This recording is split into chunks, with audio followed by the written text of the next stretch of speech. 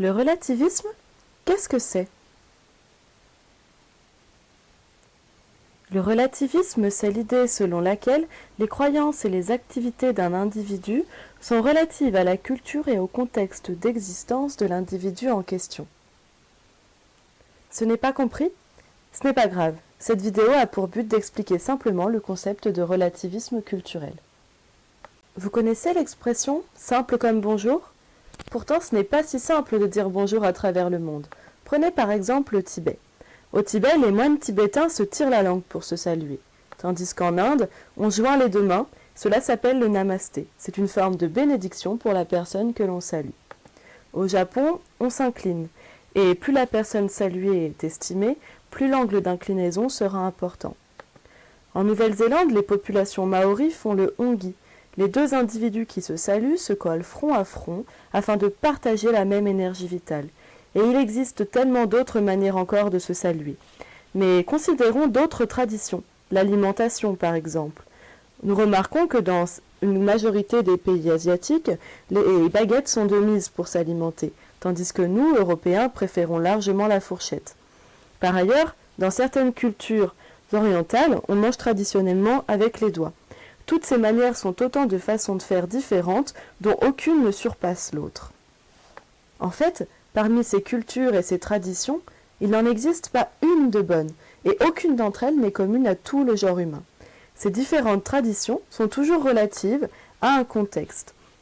Ce contexte peut être géographique, religieux, familial, politique, sociétal ou historique. Pour résumer, le relativisme, c'est donc penser la différence sans jugement, en ayant conscience de la diversité des pratiques culturelles et sans en juger une meilleure qu'une autre. En réalité, cette façon de penser ne date pas d'hier, elle existe depuis l'Antiquité et on attribue à Protagoras, un philosophe grec du 5e siècle avant Jésus-Christ, la première opinion de ce type. Quelques siècles plus tard, c'est Montaigne qui, en 1595, publie les Essais et parle à nouveau de ce relativisme culturel, notamment dans un extrait intitulé Des cannibales dont nous allons parler plus tard. Avant de reparler de Montaigne, rappelons un peu le contexte. En 1492, Christophe Colomb, l'homme ici à gauche, part en exploration et découvre les Indes, notre Amérique actuelle.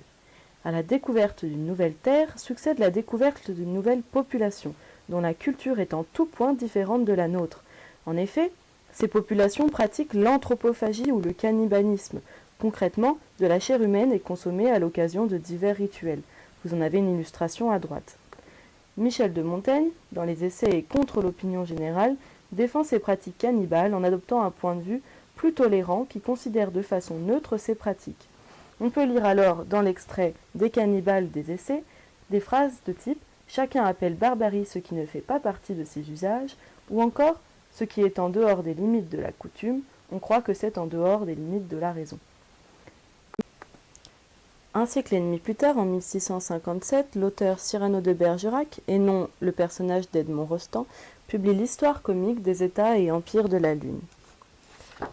Dans le roman, le personnage principal, Cyrano, entreprend un voyage sur la Lune où il fait la rencontre des Sélénites, une population aux pratiques culturelles et sociétales étranges par rapport à la société de l'époque sous Louis XIV. Par ailleurs, l'habillement de cette population est également étrange et choque le personnage qui n'a jamais vu cela. Voici un extrait du film Un voyage dans la Lune de Georges Méliès, monté en 1902 et inspiré de l'œuvre de Cyrano de Bergerac, dans lequel Cyrano et ses acolytes font la rencontre des Sélénites.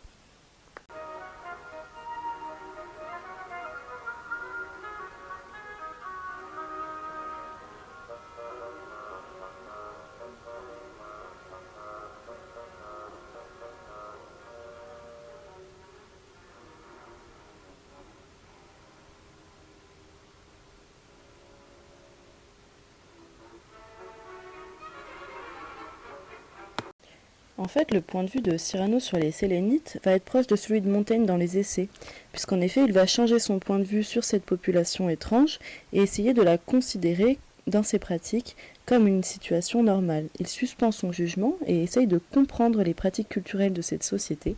Cela s'appelle relativiser. Pour résumer, le relativisme, c'est un mode de pensée qui consiste en ne pas considérer une culture supérieure à une autre, en considérant que toute pratique culturelle se vaut dans le respect du mode de vie des autres. En somme, le relativisme, c'est une clé pour le vivre ensemble. Alors, vous avez compris ? Pour tester vos connaissances, vous pouvez faire le QCM en cliquant sur le lien qui vous sera transmis avec la vidéo. Bonne journée!